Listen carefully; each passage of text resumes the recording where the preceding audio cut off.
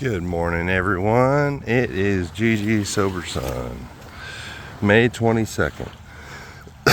What impresses us most at an AA meeting is the willingness to share without holding anything back. And pretty soon we find ourselves sharing also. We start telling our own experiences, and by doing so, we help the other person. And when we've got these things off our chest, we feel a lot better. It does us a lot of good to share with some other poor, unfortunate person who's in the same box that we're in. And the more we share, the more we have left for ourselves. Do I know that the more I share, the better chance I'll have to stay sober? Yeah, and it's like yesterday, like I was saying, it was when I humble myself. That's really what it's about, humbling myself and admitting complete defeat by coming into AA, you know. I have a family member right now who's has a hard time, is having a hard time at admitting complete defeat. And it's hard to watch, because I've been there on a certain level. On many levels, I'm sure. But when I hear that people are willing to share their failures, their foibles. I like that word. And their struggles. It actually encourages me. It encourages me because I know that I don't have to put up a false front. There are days when I feel extremely vulnerable that I am tempted to blather on about something. But I'm much... There was a time in England, I was in a meeting, and I was feeling really vulnerable. I can't remember what was going on personally in my life. But I realized that what I was doing, that I was trying to talk from my head instead of my heart. And I just said, I'm just talking shit. Pass.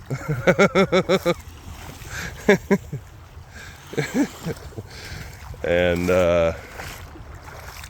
another time I was just so all up in my head that when it came to me, I knew that's what I would do. So I said, I'll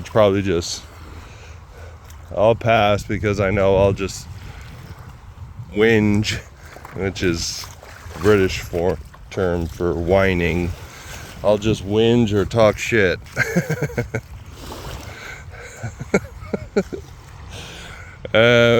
Which generally elicits a few chuckles at the very least. So anyway, it's important to speak the language of the heart is what I've learned it to be called, the language of the heart. Speak the language of the heart. Don't tell me how much you know, unless it's about you personally. But even going on too much about your self-knowledge can come across as kind of egotistical, like you got yourself all figured out.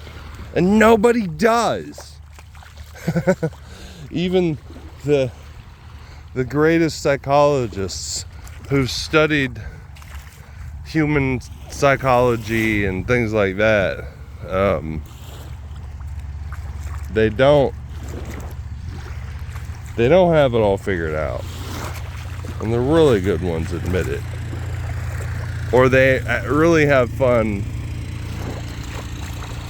discussing how complex the human psyche is. So it's okay not to know. It's okay not to have it all figured out. It's more than okay. It's normal. So some are sicker than others, as is often said in AA, of course. But share it in all humility. Meditation for the day. Constantly claim God's strength. Once convinced of the right of a course of action, once reasonably sure of God's guidance, claim that strength now. You can claim all the strength you need to meet any situation. You can claim a new supply when your own supply is exhausted. You have a right to claim it, and you should use your right. A beggar supplies a child. A beggar supplicates. A child appropriates. I got it. A beggar supplicates. A child appropriates. In other words, I'm working it out in my own head here, folks. A beggar supplicates. In other words, a beggar sort of bows down to receive, and a child just grabs it. A child just takes it. When you supplicate, you are often kept waiting.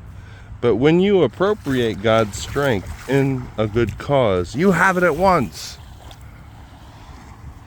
That's interesting. I'm going to have to think about that a while. But I do like that. You know, Jesus said, unless you become as a child,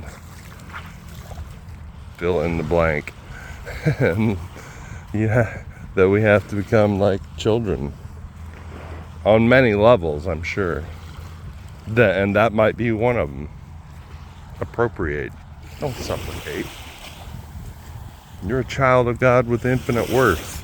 We have the storehouse of heaven at our disposal. Come on. We just have to reach out. That's interesting. That's a meditation right there, I'll tell you what. Prayer for the day. I pray that I may claim God's strength whenever I need it. I pray that I may try to live as a child of God. No try. Do not do. No try, as Yoda would say.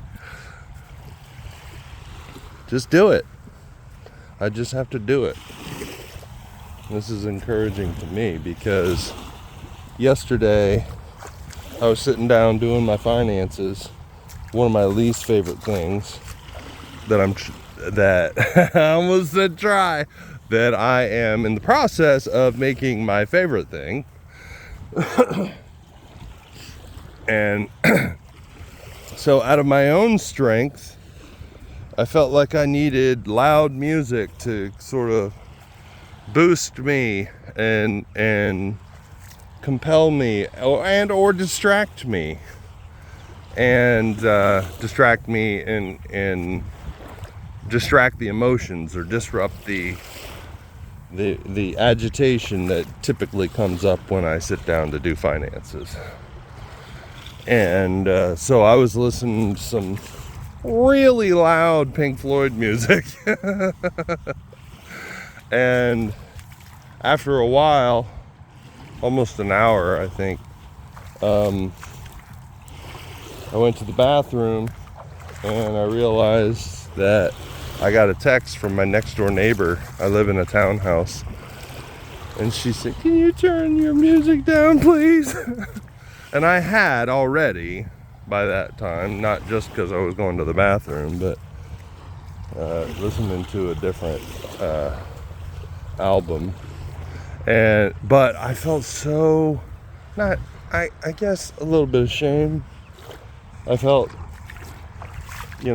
sheepish at the very least about it. And only until reading this did I realize that within my own strength, I'm annoying people. When I could have just asked for God's, what did it say with the terminology?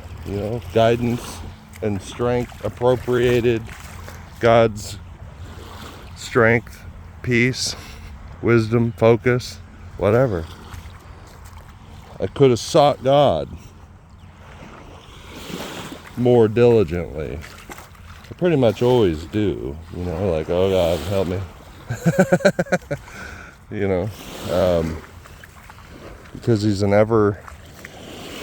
everlasting strength, source of strength and peace and wisdom and guidance when I'm receptive. I wasn't receptive yesterday. I was more focused on how frustrating I find doing my finances. So, at any rate, it's a live and love and learn and growing program. So I'll keep coming back. Thanks for letting me share. I love you. Keep on keeping on. Look up, aim up, and rise up. Have a great day.